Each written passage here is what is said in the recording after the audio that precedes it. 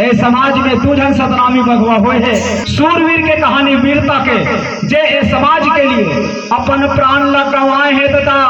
समाज के लिए समाज के स्वाभिमान के लिए आज औरंगाबाद में जाकर के अपन गर्दन लकटाए है। अरे देखो परम पूज्य बाबा गुरु घासीदास जी के बेकारी से चला अंग्रेज सरकार राजा के उपाधि देरी से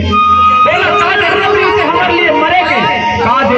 से हमारे लिए कटे के पर स्वाभिमान के लिए आज हमारे लिए अपन प्राण के आहुति दे है। ऐसे महान योद्धा ऐसे प्रतापी राजा गुरु बालक दास होकर संग में रहने वाले सरहा जोधाई और रजवा पिठल से योद्धा जे औरा बांधा में जाके अपन प्राण लगवाए और बांधा में करे दे गुहार